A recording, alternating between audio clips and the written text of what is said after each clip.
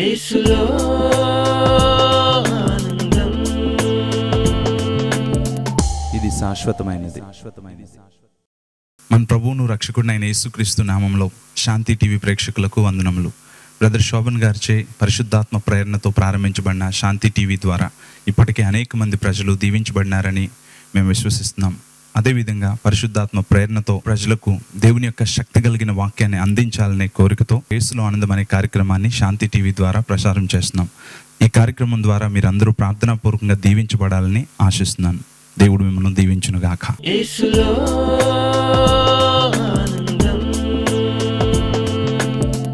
ఇది శాశ్వతమైనది.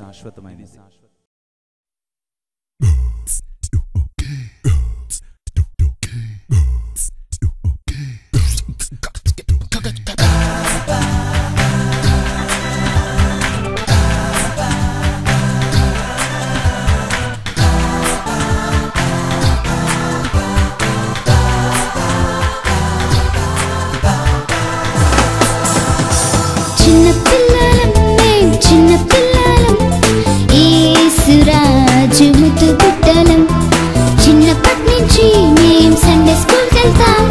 మాలాంటి వారిదే దేవుడి రాజ్యం.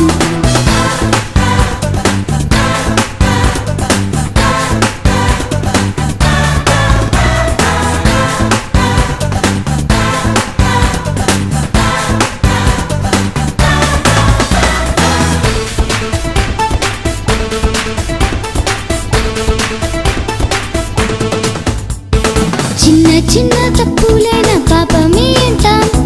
అబద్ధాలకు మేం దూరంగా ఉంటాం. అమ్మ నాన్న చెప్పే మాటలు మేం వింటాం. యేసురాజు దీవెనలన్నీ మాకే సొంతం.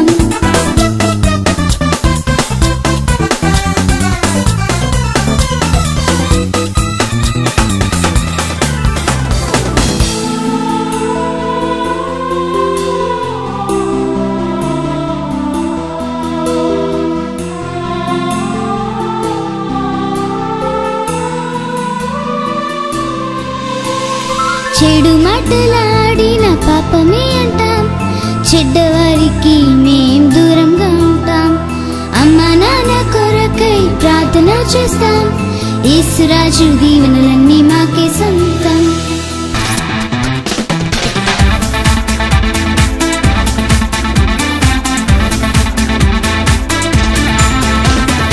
అందరితో మేం స్నేహంగా ఉంటాం. అన్ని వేళలా యేసయ్య పాటలు మాకెంతో ఇష్టం. యేసురాజు దీవెనలన్నీ మాకే సొంతం.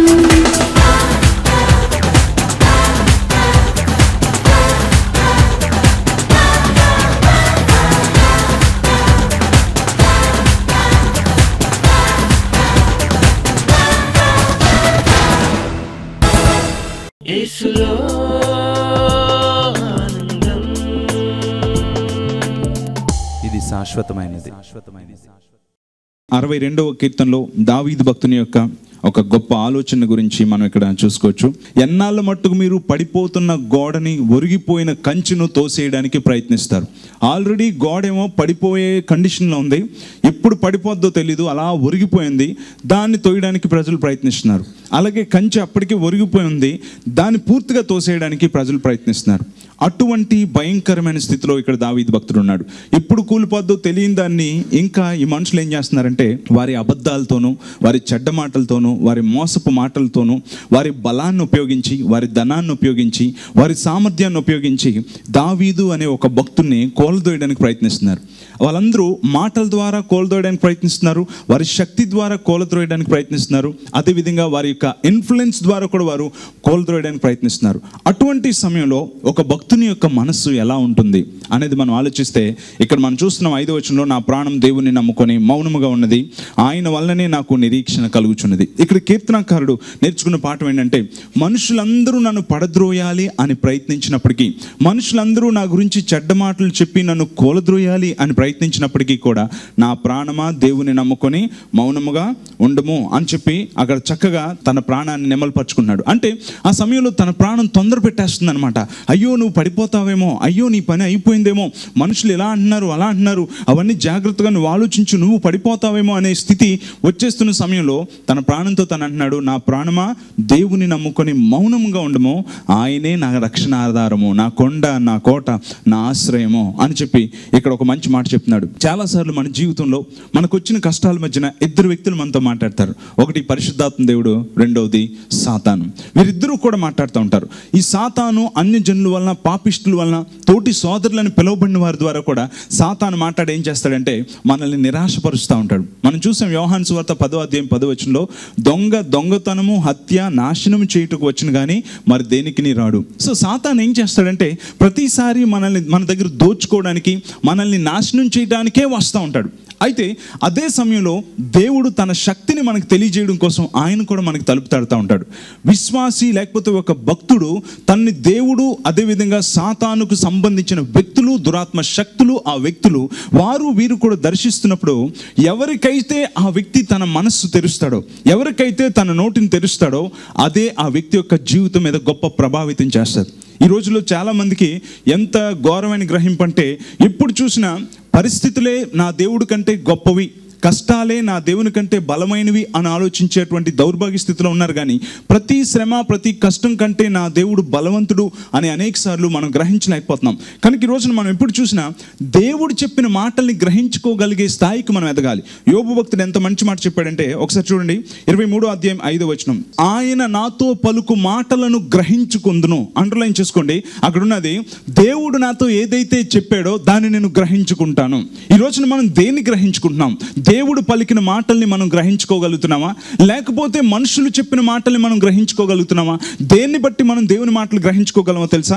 బైబిల్లో దేవుని యొక్క వాక్యం క్లియర్గా రాయించింది, విశ్వాసం ద్వారా అంట ఈ గొప్ప గ్రహింపు మనకి కలుగుతుంది. కనుక ఈ రోజున మనకి ఎటువంటి గ్రహింపు ఉండాలి అంటే దేవుని మాటలనే నేను గ్రహిస్తాను, దేవుని మాటలనే నేను స్వీకరిస్తాను, దేవుని మాటల మీదే నేను నమ్మకం ఉంచుతాను అనే స్థితి మనకు ఉండాలి. ఈ మాట అంటుంది ఎవరో తెలుసా? యోబు భక్తుడు అంటున్నాడు. అందుకోసమని తన జీవితంలో అన్ని శ్రమలు వచ్చినా, అన్ని కష్టాలు వచ్చినా, అన్ని కోల్పోయే స్థితి వచ్చినప్పటికీ కూడా ఏనాడు కూడా దేవుణ్ణి దూషించలేదు, ద్వేషించలేదు. కారణం ఏంటో తెలుసా? దేవుని మాటల్ని గ్రహించుకున్నాడు, దేవుని యొక్క మనస్సును గ్రహించుకున్నాడు. కనుక ఈ రోజున మనం కూడా మన జీవితంలో మనుషులు పెట్టిన మాటలకి, నిందలకి మనం భయపడకూడదు. దేవుని వాక్యం చెప్తుంది, మనుషులు పెట్టే నిందలకి భయపడకుడి, వారి దూషణ మాటలకు భయపడకుడి, జడియుకుడి అని చెప్పి దేవుడు రాయించాడు. కనుక ఈ రోజున మనుషులు చెప్పిన మాటల్ని నమ్మే ఆ గ్రహింపు నుంచి దేవుడు చెప్పే మాటల్ని నమ్మగలిగే గ్రహింపుకు మనం రావాలి. చాలాసార్లు మన జీవితంలో ఎప్పుడైతే కష్టాలు, బాధలు వచ్చాయో వెంటనే నా బ్రతుకు అయిపోయింది, నా పని ఇంతే, నా పరిస్థితి అంతే, నాకు ఇలా అయిపోయింది, అలా అయిపోయింది అని ఏడుస్తూ ఉన్నప్పుడు మనం దేవుణ్ణి ఇన్సల్ట్ చేస్తున్నాం అని దాని అర్థం. అంటే దేవుని యొక్క శక్తిని, సామర్థ్యాన్ని మనం అవమానపరుస్తున్నాం కనుక మనం ఏం చేస్తామంటే శత్రువు యొక్క మాటలతో ఏకీభవిస్తాం. కానీ ఇక్కడ దావీదు భక్తుడు నేర్చుకున్నది ఏంటో తెలుసా? మనుషులు ఎంత ఘనమైన వారు కావచ్చు, ఎంత డబ్బులున్న వారు కావచ్చు, ఎంత శక్తి సామర్థ్యం గలవారు కావచ్చు, కానీ వారందరూ కూడా నా దేవుని ముందు వట్టి అల్పులుగా, మాయా స్వరూపులుగా ఉన్నారు. అంటే నా దేవుడే గొప్పవాడు. నా దేవుడు ఎవరో తెలుసా? పడిపోయే కంచును, పడిపోయే గోడను నిలవబెట్టేవాడు, కట్టేవాడు అని చెప్పి దావీదు భక్తుడు ఇక్కడ అంటున్నాడు. సో ఇక్కడ మనుషులు ఏమని చెప్తున్నారంటే వారి మాటలతో, వారి చేతలతో పడదోద్దామని అనుకుంటున్నారు. అదే సమయంలో దేవుడు కూడా దావీదుకి ఒక మంచి మాట చెప్పాడు. అదేంటో తెలుసా? చూడండి 11వ వచనం, బలము తనదని ఒకమారు దేవుడు సెలవిచ్చాను, 2 మారులు ఆ మాట నాకు వినబడెను. ఎంత మంచి మాట అంటే దావీదు భక్తునికి ఏం వినబడ్డదంటే మనుషులు, లోకస్తులు, పాపిష్టోలు, పడదోయాలనుకున్న వారు, అబద్ధికులు చెప్పిన మాటలు విన్నాడు. అలాగే దేవుడు చెప్పిన మాటలను కూడా విన్నాడు. దేవుడు ఏమన్నాడంటే అదే సమయంలో బలము నాది అని చెప్పన్నాడు. ఆ మాట ఈ భక్తునికి 2 సార్లు వినబడింది కదండి. రీసౌండ్ అంటారు. హలో అంటే hello hello hello hello hello. అలాగనే దావీదు భక్తునికి కూడా 2 సార్లు వినబడింది అనమాట. మనం కూడా ఇప్పుడు మన మొబైల్లో కానీ, నేను ఎప్పుడు అదే అంటాను, ఇది ఒక రింగ్ టోన్ లాగా మనం పెట్టుకోవాలి. బలము నాది, బలము నాది, బలము నాది. దేవుడు మనతో ప్రతిరోజు చెప్తున్నాడు, బలము నాది. నీ జీవితంలో ఏ కార్యం చేయాలన్నా సరే ఆ కార్యానికి బలము నాది. ఆమేన్. అందుకోసమనే మన జీవితంలో దేవుని బలాన్ని ఆధారం చేసుకొని మనం నిలబడతామా, లేకపోతే వచ్చిన కష్టాలను చూసి కృంగిపోతామా అన్నదే మన జీవితాన్ని నిర్ణయిస్తుంది. మనం దేవుడు చెప్పిన మాటని నమ్మే వ్యక్తులం అయితే దేవుని యొక్క శక్తి మన జీవితంలో స్పష్టంగా కనిపిస్తుంది. అలా కాకుండా మనుషులు చెప్తున్న మాటల్ని, వారు చెప్తున్న నిందల్ని అన్నిటినీ పెట్టుకొని మన హృదయాన్ని గాయపరుచుకుంటే మనం ఏమవుతుందో తెలుసా, పూర్తిగా ఓడిపోయే స్థితిలోకి వస్తాం. అందుకని దావీదు భక్తుడు ఒక గొప్ప పాఠాన్ని నేర్చుకున్నాడు. అదేంటో తెలుసా, ఈ లోకంలో ఉన్న మనుషులు ఎప్పుడు పడిపోయిన వారిని పడగొట్టాలని చూస్తారు, కానీ నా దేవుడు పడిపోవు వారిని అందరినీ ఉద్ధరించేవాడు అనే వాస్తవాన్ని తెలుసుకున్నాడు. ఈరోజు నువ్వు కూడా అదే తెలుసుకోవాలి. మన చుట్టూ ఉండే మనుషులందరూ కూడా మనం పడిపోతే నవ్వుదామని అనుకుంటారు. మన చుట్టూ ఉండే వారందరూ కూడా మనం ఓడిపోతే ఆనందిద్దామని అనుకుంటారు. బయటికి మాత్రం అయ్యో అలా జరిగిందా అండి, నాకు కూడా చాలా బాధ అనిపించిందండి, రాత్రి అంతా నిద్రలేదని అని అంటారు. కానీ లోపల సంకలు గుద్దుకొని డ్యాన్స్ చేస్తూ ఉంటాడు. ఎందుకో తెలుసు, అబ్బాలే పడ్డాడు రా బాబు అని చెప్పి. సో అది మనిషి యొక్క లక్షణం. కానీ దేవుని యొక్క లక్షణం ఏంటో తెలుసా, పడిపోయే వారిని ఉద్ధరించే దేవుడు, స్వార్థం లేని ప్రేమతో ప్రతి వ్యక్తిని కూడా లేవనెత్తేవాడు. ప్రియమైన సహోదరి సహోదరుడా, ఈ రోజున మన జీవితంలో కూడా దావీదు భక్తునికి వచ్చేటువంటి అనుభవాల్లో మనం కూడా వెళ్తున్నప్పుడు మన చుట్టూ చెప్పే పరిస్థితులు, సాతాను, లేకపోతే వ్యక్తులు, డాక్టర్లు, లాయర్లు, ఇంజనీర్లు, వీరందరూ చెప్తున్న మాటల్ని నువ్వు నీ మనసులోకి స్వీకరిస్తున్నావా, లేకపోతే దేవుడు నీతో మాట్లాడుతున్న మాటను స్వీకరిస్తున్నావా? అందుకే మన జీవితంలో ఎప్పుడు కూడా దేవుని యొక్క మాటని మనం గ్రహించుకోవాలి. యోబు భక్తుడు అంటున్నాడు, ఆయన పలుకు మాటలను నేను గ్రహించుకొందును. మనం గ్రహించుకోగలుగుతున్నాం దేవుడు పలుకుతున్న మాటలు. దేవుడు బలము నాది అని చెప్పి అన్నాడు. ఈ మాట సార్వత్రిక సంఘంతో కూడా దేవుడు ఎప్పుడు కూడా చెప్తున్నాడు. బైబిల్లో మనం ఎప్పుడు చూసినా చాలాసార్లు దేవుడు పబ్లిక్ అనౌన్స్మెంట్ లాగా అందరికీ చెప్తున్నప్పటికీ కూడా కొంతమందికి అది వినిపిస్తుంది. కనుక మనకి ఈ రోజున ఏం వినిపిస్తుంది? సాతాను చెప్పే మాటలు వినిపిస్తున్నాయా, లేకపోతే దేవుడు చెప్పిన మాటలు మనకు వినిపిస్తున్నాయా? అదే మన జీవితాన్ని మారుస్తూ ఉంటుంది. కనుకనే మన జీవితంలో ఎప్పుడు మనుషులు చెప్పిన మాటలు, బ్రదర్ మీ గురించి వాళ్ళు అలాగన్నారండి, సిస్టర్ మీ గురించి ఎలాగన్నారండి అంటే, అవునా నా గురించి ఎందుకన్నారు, వాళ్ళు ఎప్పుడు అంతేనండి, నాకు పేరు రాకూడదని ఎప్పుడు అలాగే చెప్తా ఉంటారండి, నేను ఎప్పుడు నిద్ర లేకుండా రాత్రంతా ఏడ్చానండి. ఇలా ఏడుపు కొట్టు జీవితమే జీవిస్తూ ఉంటే మన జీవితంలో అదే అయిపోద్ది. కాబట్టి మనుషులు ఎప్పుడు మనల్ని ఎలాగైనా సరే డౌన్ ట్రెండ్లోకి తీసుకురావాలని, పడగొట్టాలని ఎన్నో ప్రయత్నాలు చేస్తారు. కానీ బైబిల్ చెప్తుంది ఏంటో తెలుసా, నా ప్రాణము దేవుణ్ణి నమ్ముకొని మౌనముగా ఉన్నది. హల్లెలూయా. నా ప్రాణము దేవుని నమ్ముకొని మౌనముగా ఉన్నది. నీ జీవితంలో కూడా అలా నువ్వు మౌనంగా ఉండగలుగుతున్నావా? అందుకే మనం ఎప్పుడు చెప్పాల్సింది ఏంటంటే, బలము తనది అని దేవుడు ఒకసారి చెప్తే 2 సార్లు నాకు వినబడింది అని చెప్పి దావీదు భక్తుడు అంటున్నాడు. నీకేం వినిపిస్తుంది ఈ రోజున? నీ జీవితంలో ఓడిపోయావనే మాట నీకు వినిపిస్తుందా, లేకపోతే బలము దేవునిది అనే విషయం నీకు రిపీటెడ్గా వినిపిస్తుందా? ఒక్కసారి ఆలోచించండి. దేవుడు ఇందాక చెప్పినట్లుగానే పబ్లిక్ అనౌన్స్మెంట్ లాగా అందరితో దేవుడు చెప్తాడు, నా నిమిత్తం ఎవడు పోవును అని చెప్పన్నాడు. అంటే ఒక్కరికే వినబడింది ఆ మాట, ఎవడు పోవును అని అందరినీ అడిగాడు దేవుడు. కానీ యెషయా భక్తుడికి వినబడింది, నన్ను పంపుమో అని చెప్పన్నాడు. నీకు వినబడుతుందా దేవుని యొక్క మాట? దేవుని మాటల్ని నువ్వు గ్రహించగలుగుతున్నావా? దేవుని మాటల్ని ఎప్పుడైతే నువ్వు వినగలుగుతున్నావో, దేవుని యొక్క మాటల్ని నీ కష్టంలో కూడా ఎప్పుడైతే గ్రహించగలుగుతున్నావో, అది నిన్ను అసమానమైన వ్యక్తిగా నిలబెడుతుంది. అందుకని ఈరోజు దేవుడు నీతో మాట్లాడుతున్నాడు. మన జీవితంలో మనుషులు చెప్పే మాటల్ని కానీ, పరిస్థితులు చెప్తున్న మాటల్ని కానీ ఎప్పుడూ నమ్మకూడదు. అయిపోతుంది, అయిపోయింది అన్నా సరే మీ భయపడకండి. ఎందుకోసమో తెలుసా, ఆ పరిస్థితి ఇంకా దేవుని యొక్క చేతుల్లో ఉంది. కనుకనే మనుషులు పడిపోయేదాన్ని పడగొట్టడానికి ప్రయత్నిస్తారు, కానీ దేవుడు పడిపోయిన దాన్ని నిలబెట్టడానికి ప్రయత్నిస్తాడు. మన దేవుడు పడిపోయిన దాన్ని నిలబెట్టే దేవుడు, పాడైపోయిన దాన్ని బాగు చేసే దేవుడు. మన దేవుడు సర్వశక్తిమంతుడు. గనుక మన జీవితంలో కూడా దావీదు భక్తునితో ఏకీభవించి మాట్లాడడం మనం నేర్చుకోవాలి. ఈ మాటలు ఎప్పుడు మాట్లాడాలో తెలుసా, మన జీవితంలో కూడా పడిపోయాను, నా పని అయిపోయింది, నా పరిస్థితి ఇంతే అనే సమయంలో కూడా మనం దావీదు భక్తుడు మాట్లాడినట్లుగా బలము దేవునిది అని ఆయన చెప్పాడు అని రిపీటెడ్గా మనం కూడా మాట్లాడుతూ ఉండాలి. బలము తలదని ఒక్క మారు సెలవిచ్చాను, ఆ మాట 2 మార్లు ఆ మాట నాకు వినబడను. నీకు వినిపిస్తుందా దేవుని బలం గురించి? కనుకనే మన జీవితంలో వాళ్ళు ఇలా అన్నారు, వీళ్ళు ఇలా అన్నారు కదా, కొంతమందికి ఇదే పెద్ద మ్యాటరు. వాళ్ళు అలా అన్నారు, వాళ్ళు ఇలా అన్నారు, ఏడుస్తూనే ఉంటారు జీవితాంతం. అంతేగాని దేవుడేమన్నాడో దాంతో హృదయం నింపుకోరు. మన జీవితంలో వాళ్ళన్నది వీళ్ళన్నది అందరూ అన్నదాంతో మన మనస్సు నింపేసుకుంటే గనక దేవుడేమన్నాడో దాంతో నింపుకోవడానికి మన బుర్రలో స్లాట్ ఖాళీ ఉండదు.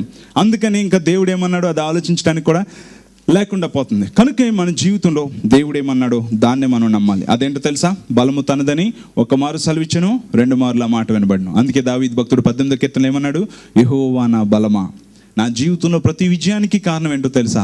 నా దేవుని యొక్క బలం అని చెప్పి గ్రహించాడు. ప్రియమైన సహోదరి సహోదరుడు, ఈ రోజున కూడా మన జీవితంలో విదిల్చుకునే లక్షణాన్ని మనం కలిగి ఉన్నప్పుడు, ఏ మనుషులైతే ఏ నోటితోటైతే నిన్ను అవమానపరిచారో, గాయపరిచారో, నీ గురించి చెడ్డగా మాట్లాడారో, నిన్ను పడగొట్టడానికి ప్రయత్నించారో, అదే మనుషులు తిరిగి నిన్ను పొగిడే స్థితిని కూడా దేవుడు తీసుకొని వస్తాడు. అందుకోసమనే మన జీవితంలో శ్రమ దినమున నీవు కృంగిని ఎడల చేతకాని వాడవగదు అన్నాను. ఆటోమేటిక్గా శ్రమ వచ్చినప్పుడు సాతాను ఏం చేస్తాడు తెలుసా?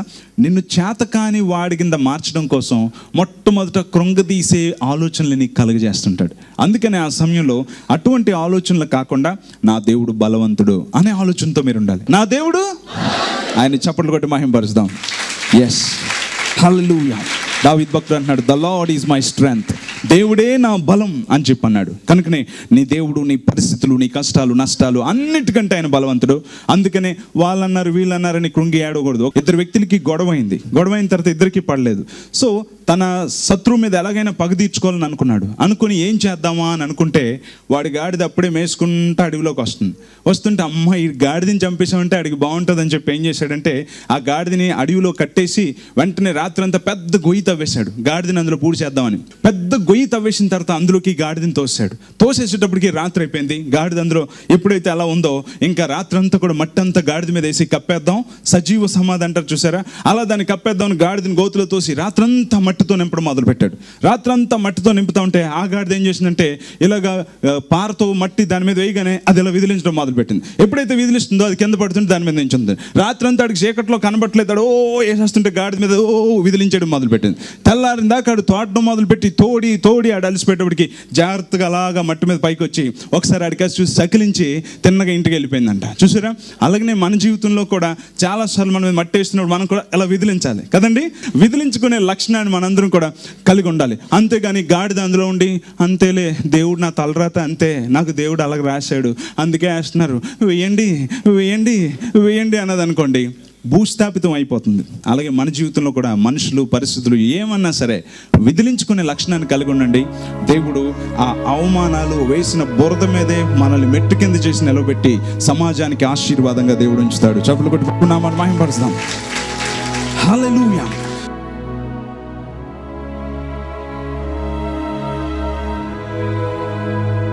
చీకటిని వెలుగుగాను, కన్నీటిని నాట్యంగాను, మారాను మధురంగాను, దుఃఖమునకు ప్రతిగా రెట్టింపు ఘనతను, అవమానానికి నిందకు ప్రతిగా ఘనతను అనుగ్రహించే దేవుడు అని, నువ్వెప్పుడు కూడా పరిస్థితిని మార్చివేసే దేవుడు అని నీకు స్తోత్రాలు చెల్లిస్తూ నీ యందు విశ్వాసం ఉంచి నీ మీద ఆధారం చేసుకొని నన్ను మేము కూడా నిజంగా ఆశీర్వదింపడగలిగే కృప దయచేయండి. మా యొక్క సరిహద్దులను విశాలపరచండి, మాకు నీ చేయి తోడుగా ఉంచండి. ఇదిగో ఇక్కడున్న ప్రతి బిడ్డను కూడా నజరేయుడైన యేసు నామములో ఆశీర్వదిస్తున్నాం తండ్రి. నీ మెండైన దీవెనలతో వారిని నింపమని అడుగుచున్నాం తండ్రి. ఎంతమంది రక్షణ మారు మనసు లేని వారు ఉన్నారు, వారికి నిజమైన మార్పు, స్థిరమైన మనస్సు వారికి దయచేయండి. డిస్టర్బ్డ్ ఫ్యామిలీస్ని దర్శించండి, రక్షణ, మారు మనసు, ఐక్యత దయచేయండి ప్రభువా. తండ్రి, ఎంతమంది వివాహాల కొరకు ఎదురు చూస్తున్నారు, ఈ సంవత్సరంలో నీ చిత్తానుసారమైన మంచి క్రైస్తవ వివాహాలు జరగగలటకు సహాయం చేయండి. వ్యాపారాలు లేని వారికి మంచి వ్యాపారాలను దయచేయండి. నీ కొరకు విస్తరించగలుగుటకు సహాయం చేయండి ప్రభువా. తండ్రి, ఎంతమందికి ఉద్యోగాలు లేవో వారికి కూడా మంచి ఉద్యోగాలు రాగలటకు సహాయం చేయండి ప్రభు. ఎంతమంది గర్భఫలం కొరకు ఎదురు చూస్తున్నారు నాయన, వారిని మీ పాదాలను జ్ఞాపకం చేసుకున్నాం తండ్రి. వారి గర్భాన్ని తెరవండి ప్రభువా. చక్కని బిడ్డలను వారికి త్వరలో దయచేయండి తండ్రి. నీకు స్తోత్రాలు. ఎంతమంది దీర్ఘకాలిక రోగాలతో, దురాత్మ సంబంధమైన రోగాలతో, చెవిటితనం, గుడితనం, మోగుతనం, arthritis and BP, sugar, tumours ప్రభు, ఎంత భయంకరమైన రోగమైనప్పటికీ ఇప్పుడే నీ దివ్య శక్తి ప్రతి శరీరాన్ని తాకును గాక. ఇప్పుడే సర్వశక్తి గల యేసు నామములో ప్రతి రోగాన్ని విడిచి పొమ్మని ఆజ్ఞాపిస్తున్నాం. యేసు నామములో అడుగుచున్నాం తండ్రి, ఆమేన్. యేసులో ఆనందం. ఇది శాశ్వతమైనది.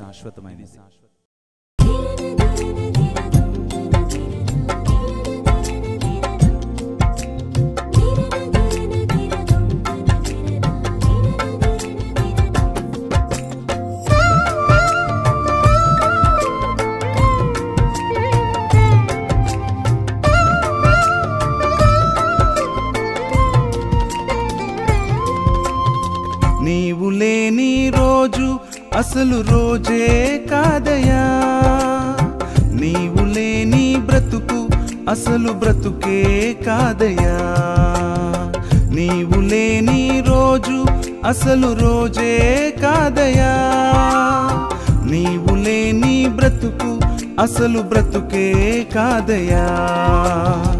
నీవే లేకపోతే నేనసలే లేనయ్యా. నీవే లేకపోతే నేనసలే లేనయ్యా. నీవు లేని రోజు అసలు రోజే కాదయా. నీవు లేని బ్రతుకు అసలు బ్రతుకే కాదయా.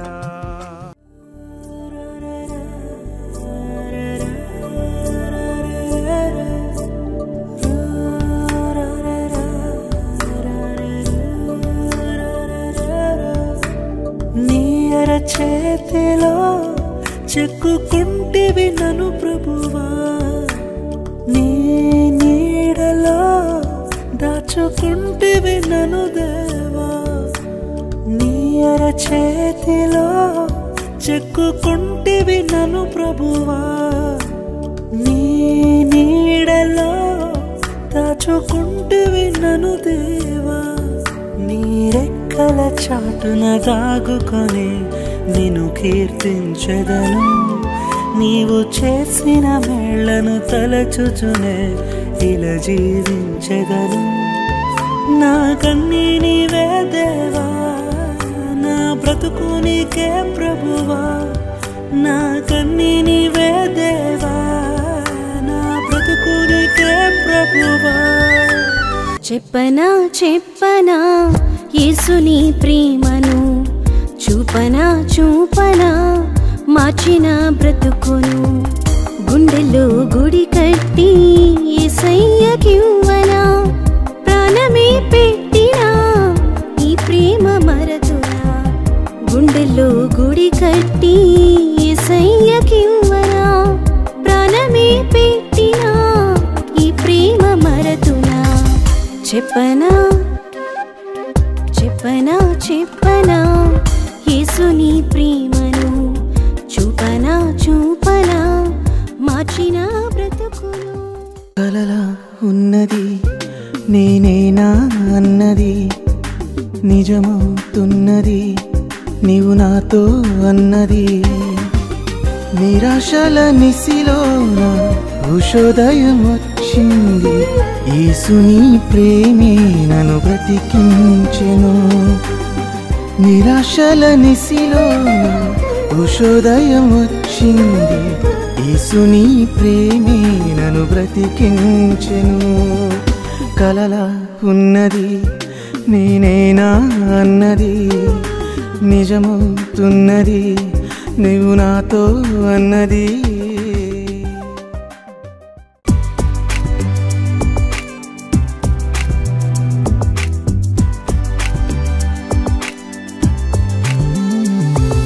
కలిగెను ఒక కళ నిన్ను చూసానని, విరిసెను నాలో ఆశ నీతో నడవాలని. కలిగెను ఒక కళ నిన్ను చూసానని, విరిసెను నాలో ఆశ నీతో నడవాలని. నోవా నోవా వింటున్న చెప్పు దేవా, ఓడను కట్టాలి నోవా చిత్తం అలాగే దేవా. లోకం చెడిపోయి పాపం పెరిగిపోయి దేవుని విడిచిపోయి కాలినది. నవ్వాను కనుగొని దేవుడు అనుకొని తన పని కొరకని అనుకొని. నవ్వా నోవా నోవా ఓడను కట్టాలి నోవా చిత్తం అలాగే దేవా అన్నాడు అన్నాడు Noah.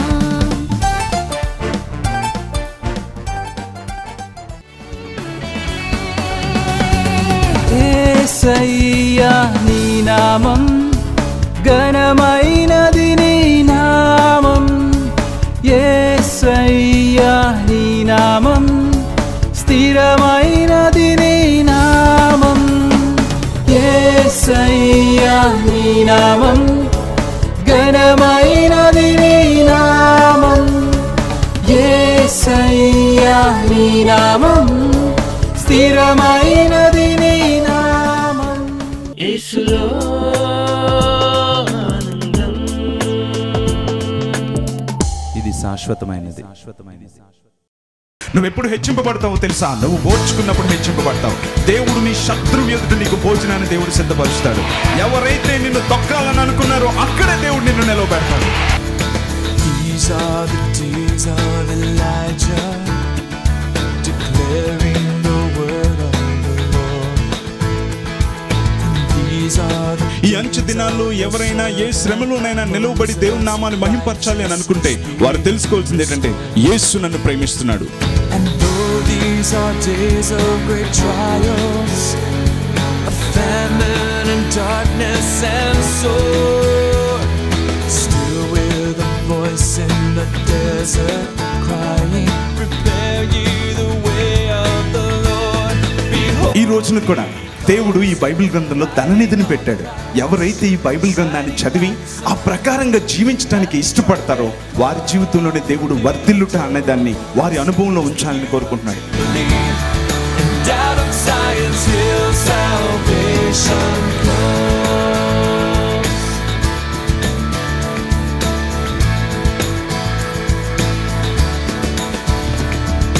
These are the days of మా చిరునామా brother Samuel Karmoji miracle centre, plot number 70, door number 10-288-1/3, Visalakshi Nagar, main road, Visakhapatnam 530043.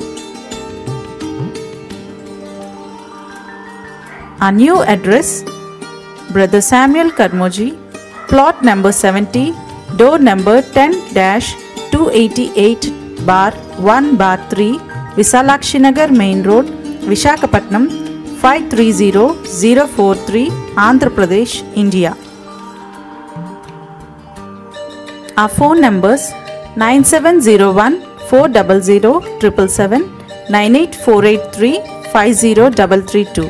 Our website www.samuelkarmoji.com. Our email samuelkarmoji@gmail.com. యేసులో